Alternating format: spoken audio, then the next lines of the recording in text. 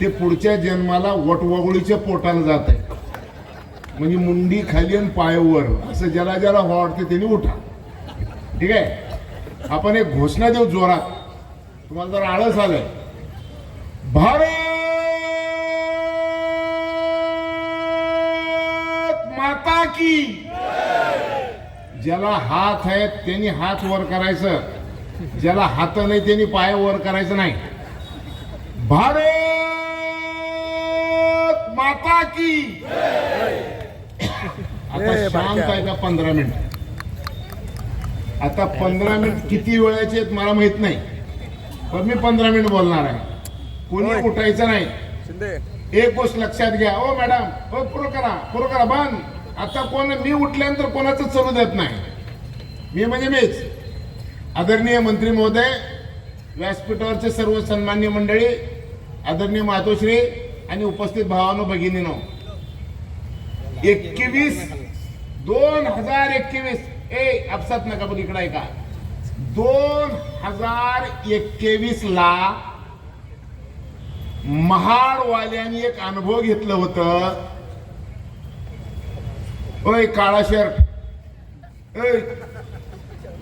माझा ऐकायचं. हा इकडं नाही. हा तर 2021 ला महाडवाल्याने अनुभव घेतलं की तुमच्या घरावर 20 फूट 21 फूट पाणी होतं. ते ट्रेलर होतं. ट्रेलर लिहून घ्या ज्याला कोणाला लिहिता येतंय. 2050 नंतर या महाडमध्ये परमनंट 21 आता आहे त्या पाण्याच्या 21 फूट पाणी राहणार आहे.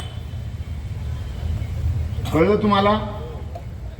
तुम्ही जिथं राहताय ना त्या ठिकाणी 15 मीटर पाणी राहणार आहे 2050 ला. हे भविष्य आहे का? हे भविष्य नाही, हे विज्ञान आहे. आणि हे विज्ञान मी तुम्हाला सांगायला आलोय. मला त्या संचलन करणाऱ्या ताईंनी सांगितलं की पाशाजी तुम्ही तुकडोजी महाराज त्यांनी कुठून ऐकले मला माहित नाही. मी खरं तर जातीनं मुसलमान आहे, पण त्यांनी मला म्हणलं की तुकडोजीवर बोला. मी आयुष्य माझं तुकडोजीवर बोललोय का तर मी जातीनं शेतकरी आहे. आणि शेतीच्या संदर्भामध्ये मी बघितलं आज दिवसभर. रात्री आलोय मी, रात्रीही तुमच्या शेतकऱ्याची कंडिशन काय बघितली. आज दिवसभर मी पिंपळवाडीपर्यंत गेलो होतो. मी म्हणलं मी आमदार साहेबाचं घर बघून यावं, म्हणजे मग कळतंय आपणाला. म्हणजे माझं घर आणि आमदार साहेबाचं घर सारखंच दिसलं म्हणून मला आनंद वाटला. आत्ताचं घर नाही पिंपळवाडीचं. माझं गाव भरतशेठ कलमोळी म्हणून आहे, ऐकलं का? माझा वाडा 1 एकरचा आहे, पण तू मध्ये खोली एकच राहील ती माझी. त्याच्यामुळं आत्ता वेगळी गोष्ट आहे आणि तवाची वेगळी गोष्ट आहे. मी पिंपळवाडी बघून आलो आणि मला वाटलं की माझा सक्का भाऊ जर कोण असेल तर भरतशेठ गोगावले. त्या डोंगरात जन्मने, 4 तास चलत येणे, 4 तास चलत जाणे, आपलं नेतृत्व उभं करणे, 4 बार निवडून येणे ही लहान गोष्ट नाही, ही फार मोठी गोष्ट आहे. आणि एवढ्या मोठ्या गोष्टीतून हा माणूस तयार झालेला आहे. आणि म्हणून मला त्या ताईंनी सांगितलं, मग मला माझे जुने दिवस आठवले. खरं तर शेतकऱ्याचं बरं चाललं म्हणलं की मला रागच येते. शेती सोडली की देशमुख बरं चालतंय. ते देशमुख ते बरं चालतंय. ते आमदाराचे भाऊ आहेत, माझे आमदार देशमुखचे भाऊ आहेत. ज्यानं म्हटलं शेतीत बरं चाललं की मला रागच येतोय, त्याचं काय करावं म्हणून. खरं तर या देशामध्ये शेतीचं अर्थशास्त्र जर कोण सांगितलं असेल तर संत तुकारामांनी सांगितलं, बैलाच्या पाठीवर साखरेची गोणी आणि बैल कडब्याचा धनी. आणि त्याच्यानंतर खऱ्या अर्थानं शेतीचं अर्थशास्त्र आम्हाला मी जर कुठे शिकलो असेल तर त्या संताचं नाव आहे राष्ट्रसंत तुकडोजी महाराज. एक मराठा समाजामध्ये जन्मलेलं पोरग राष्ट्रीय संत झालं आणि त्यांनी ग्रामगीता नावाचं पुस्तक लिहिलंय. आणि त्या पुस्तकामध्ये काय सांगितलं माहितीये का? त्यांनी त्या पुस्तकात सांगितले त्यांनी, पोशिंदा मनविशी जगाचा. शेतकरी म्हणजे कोण? पोशिंदा आहे, सगळ्या जगाला खाऊ घालणार आहे. तुकडोजी म्हणतात, पोशिंदा मनविशी जगाचा, तुझ्या पाठीला रे पोट, आणि ऐत खाऊच्या घरी वाहती दह्या दुधाचे लोट. तुकडोजी महाराज म्हणले, अरे तू सगळ्या जगाला खाऊ घालणार आहेस, तुझं पोट पाठीला चिटकलंय, आणि चेहरे बघा सगळ्या शेतकऱ्याचे, आता मरत का घंट्याला मरत कळतच नाही. पोट पाठीला चिटकलंय आणि गालफडे बसले. आणि शहरामध्ये या एक शेठ दुसऱ्या शेठला भेटायला गेलं की त्याच्या हातात हात जायचे, पण पोटाची टक्कर होऊ लागले. आणि म्हणून तुकडोजींनी सांगितलं, काय तुकडोजी महाराजांनी सांगितलं की पोशिंदा मनविशी जगाचा, तुझ्या पाठीला रे पोट, आणि ऐत खाऊच्या घरी वाहती दह्या दुधाचे लोट. कष्ट करून महाल बांधीशी, तुला झोपडीही नाही निटकेशी, स्वातंत्र्यामध्ये तूडी घेशी, मजा भोगतशी इतरची. सगळ्यांनी मजा केलं, पण शेतीचं अवघड झालंय. आणि मग आता त्या शेतकऱ्याचं काय करायचं ते ठरवायसाठी तुमचं नशीब चांगलं की देवेंद्र फडणवीस साहेब मुख्यमंत्री, आणि आपले एकनाथ शिंदे साहेब आणि अजितदादा पवार साहेब उपमुख्यमंत्री, या तिघांनी मिळून ग्रामीण भागामध्ये काहीतरी 2 पैसे अधिक आणण्यासाठी जे मंत्रालय आहे रोजगार हमी योजनेचं, त्या मंत्रालयाचं मंत्री तुमच्या शेठला केलेलं आहे. मी तुमच्या इथं का आलोय त्याचं कारण मी तुम्हाला समजून सांगायला आलोय. आणि मग आता जर समजा तुमच्या इथली शेती आहे, तुमचे भात खाचरं बघून आले मी, वर्षातून एकच पीक, आणि ते बी भाताचं, डोक्या एवढं पोत नेलं 2000 रुपये येतात. आणि हॉटेलमध्ये बिर्याणी खाल्लं तर 500 रुपयाला एवढी येते. आणि मग तुकडोजी महाराजांनी ह्याला सांगितलं, कच्चा माल मातीच्या भावे, पक्का होताची चौपटीने घ्यावे, कैसे सुखी होतील ग्रामजन पिकून या उपाशी. म्हणजे कच्चा माल म्हणजे शेतीमाल हे मातीच्या भावानं विकतं, हेच माल पुन्हा चौपटीनं घ्यायला मिळत होते. असं जोपर्यंत होईल तोपर्यंत शेतकऱ्याचं काही भलं नाही. अशी सिच्युएशन आतापर्यंतची. पण आता सिच्युएशन अत्यंत बदललेली आहे. आता काय झालं तुम्हाला सांगतो, ऐका. आता काय झालं नीट ऐका. 2050, पुन्हा सांगतो मी, 2050 मध्ये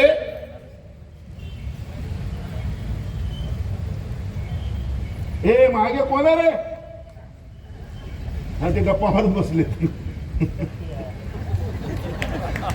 2050 मध्ये काय होणार आहे का? 2050 नंतर पृथ्वीवर, कान खोलून ऐका, 2050 नंतर पृथ्वी तलावर 1 नाक, 2 डोळे, 2 कान, 2 हात, 2 पाय अशी आकृती दिसणार नाही. किती दिवस राहिले? अरे आता 2025 आहे, 2050 ला होणार आहे. हे 25 वर्षात होणार आहे. आणि मी सांगतोय कोण माहितीये तुम्हाला? मी काय एरिया माणूस नाही. मी महाराष्ट्राच्या कृषी मूल्य आयोगाचा अध्यक्ष आहे दुसऱ्यांदा. मला कॅबिनेट मंत्र्याचा दर्जा आहे.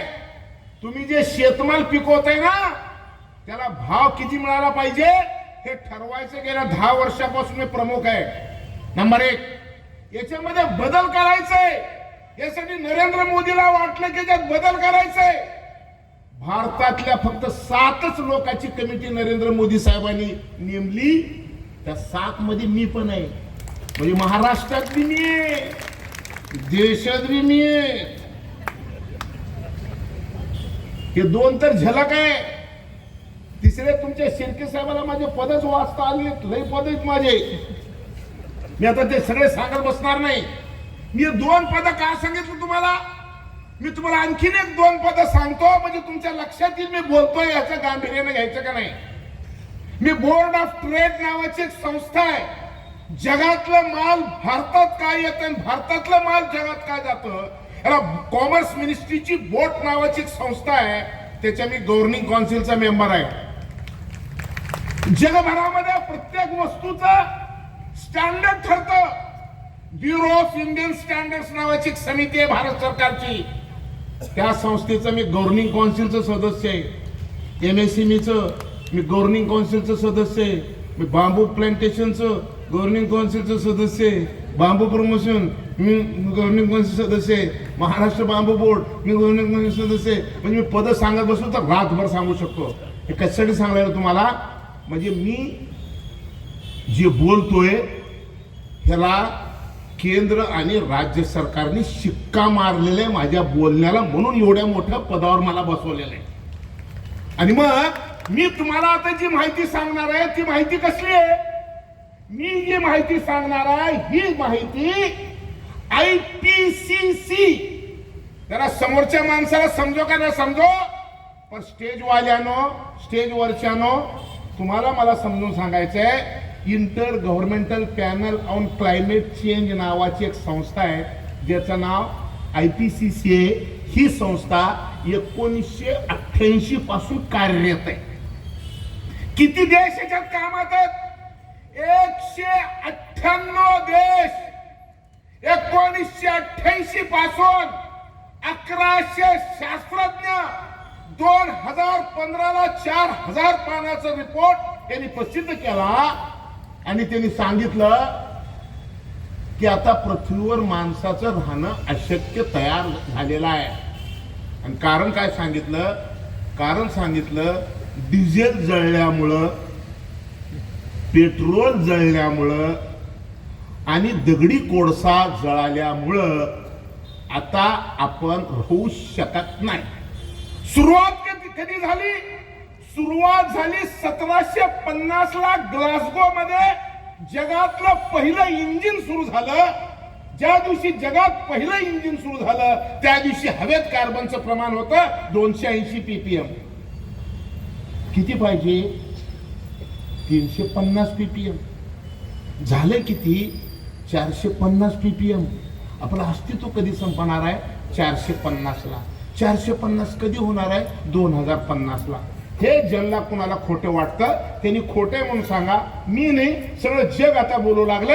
आणि ज्यांना कुणाला खोटं वाटतं त्यांच्यासाठी एक मी पुरावा देणार आहे.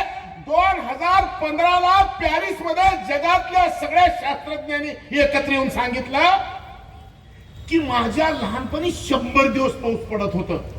इथं देशमुख साहेब मी लहान असताना म्हणजे माझ्या वयाचे तुम्ही दिसलेला मला आपल्या लहानपणी 100 दिवस पाऊस पडत होता. पाऊस नक्षत्रावर पडत होता. आमच्या मराठवाड्यात काय नक्षत्र होते माहितीये का. पडला उतरा भात खैना कुत्रा, पडला मगा ढगाकड बघा, पडला हस्त शेतकरी झाला मस्त, पडल्या स्वाई साथी पिकतील माणिक मोती, पडल्या चित्ती पडतील भीती, आला पोळा आणि पाऊस झाला भोळा. असं होतं का. नक्षत्र होते का तुमच्याकडे. आता आहेत का. आता नाहीत. आता नक्षत्र दोन. एक ढगफुटी नाहीतर बोंबला, दुष्काळ नाहीतर ढगफुटी. याच्याशिवाय आता नक्षत्र राहिलेलं नाही. आणि मग IPCC न 2015 ला सांगितलं 100 दिवस येणारा पाऊस आता 52 तासात येऊन जाणार आहे. ज्या दिवशी 52 तासात येऊन जाणार आहे असं स्टेटमेंट आलं त्यावेळेस जगातले काही तथाकथित बुद्धिवादी म्हणले अरे हे भीती दाखवले. 2030च्या नंतरची भविष्यवाणी IPCC ने केली होती.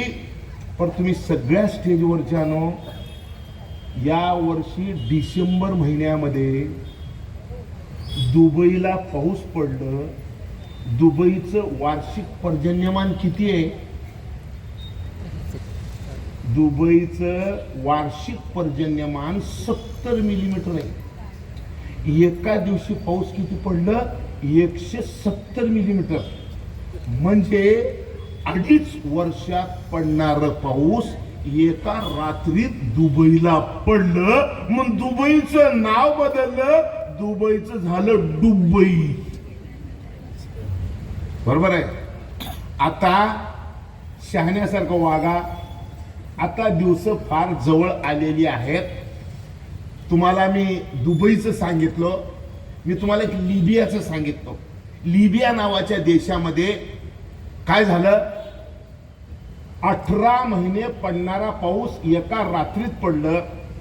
डेर्ना नावाचं एक शहर, 1.25 लाख लोकसंख्येचं डेर्ना नावाचं शहर एका रात्रीत वाहून गेलं. 40,000 डेड बॉडी सापडल्या.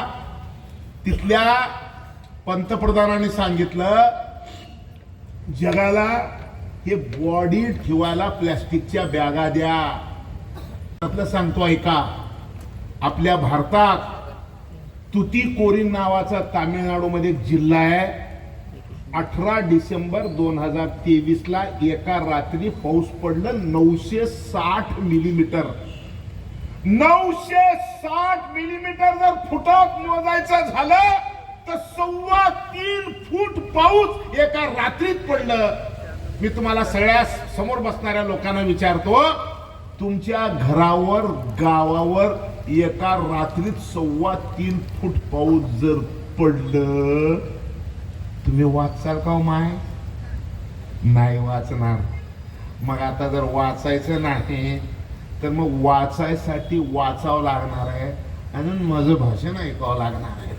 त्याच्यामुळे स्वयंपाक करायला अर्धा तास लेट झाला तर रोज स्वयंपाक करायचे, रोजच खायचं, जगल्यावरच खाचाल ना, आणि जगणारच नाही तुम्ही.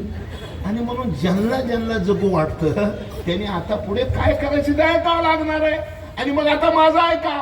आतापर्यंत हे माझं प्रास्ताविक होतं, आता मी भाषण सुरू करतो. बोमला म्हणजे लोक काय खरं नाही रे बाबा याचं. तसं काही करत नाही. मी जरा आकडतं घेतो, आकडतं मला आकडतं मी कळतं.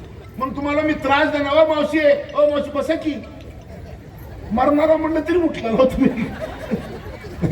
जाणार नाही म्हणले आम्ही. वा वा वा वा. त्यांना मरणाची, ज्याला ज्याला मारायची तिने जावा, माझी काय अडचण नाही. ज्यांना मारायचं नाही तिने माझं भाषा नाही का. तर मग आता झालंय काय का, मी इथं विज्ञानाचे कोण कोण विद्यार्थी आहेत, विज्ञानवाल्यानो, मोबाईल साहेब मोबाईल नाही घ्यायचं, वाजवायचं नाही. मी हलकट आहे तोंडानं, बरं बाकी सगळं चांगलं आहे माझं, फक्त तोंडच बेकार आहे माझं ते. आणि मला समोरच्यावर राग नसतो, मला स्टेजवरच राग असतो. आता डोसके ह्यांनाच असते. म्हणजे नॉट फिजिबल म्हणून लिहिले की मला किती बी त्या फाईलला घेऊन येणार महिनाभर काम. डिप्टी कलेक्टर साहेबांना सांगतो का ते माझ्या गावची तिथे काही हे करणार नाहीत का, तर त्यांना मला एकाच खांद्यावर जायचं की त्यामध्ये. तर आता आहे का, आता करायचंय काय विज्ञानवाल्यानं, मी तुम्हाला विज्ञानाच्या भाषेत पहिलं 2 ओळी सांगतो आणि मग मी बांबू लागवडीकडे वळतो. जिल्हा प्रमुख म्हणले बांबूचं आयुष्य किती आहे सांगा. मी तर तुमचं किती आहे हे बी सांगू शकतो, बांबूच तर सांगतो. ऐकलं का, मी चमत्कारिक माणूस आहे. ऐका जरा. आता ऐका, 47 डिग्री टेम्परेचर जर झालं, काय झालं काय नाही, म्हणजे मुख्य कारभाऱ्याला हाणलं ना, बाकीचे सगळे भीतात. कारभाऱ्याला सोडणं गेलं आपलं काय खरं, म्हणून शिर्के साहेबाला हाणलो मी, दुसरं काही नाही. 47 डिग्री टेम्परेचर जर झालं तर ब्रेन, हार्ट, किडनी फेल होत असते. मला काय दुर्दैव आहे माझं माहिती आहे का, मी मॅट्रिक पास आहे आणि मी सगळ्या MSc PhD वाल्यांना सगळ्यांना मला समजून सांगावं लागतं, माझं दुर्दैव आहे.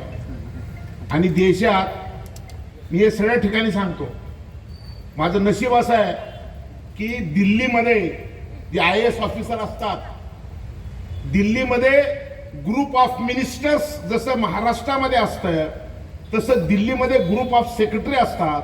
आणि दिल्लीतल्या सगळ्या IAS लोकांचं जे ग्रुप आहे त्यांच्या समोर ऍग्रिकल्चरवर 45 मिनिटं मला बोलायची एकदा संधी मिळाली. एकदा लंच विथ स्पीच असाच कार्यक्रम असतो दर शुक्रवारी दिल्लीमध्ये, आणि तिथं सुद्धा सगळे सचिव जमतात. त्यांच्या समोर मी मला हा विषय बोलायला मला संधी मिळालेली आहे. आणि म्हणून मी देशातल्या टॉपच्या लोकांना बोलायला मी काही भेलेलो नाही. मी तर देशाच्या पंतप्रधानाच्या समोर मी बोललेलो आहे. तुम्हाला जर कुणाला ऐकायचे असेल माझी व्हिडिओ, देशाच्या पंतप्रधानासमोर मी कसा बोलतो, पंतप्रधान मला कसं बोलतात, गृहमंत्री कसं बोलतात, सगळं दाखवू शकतो. पण तुम्हाला वेळ नाही, त्याच्यामुळे मी दाखवणार नाही. तर आता काय बोलत होतो मी, 47 डिग्री तापमान जर झालं तर ब्रेन, किडनी, हार्ट फेल होतं.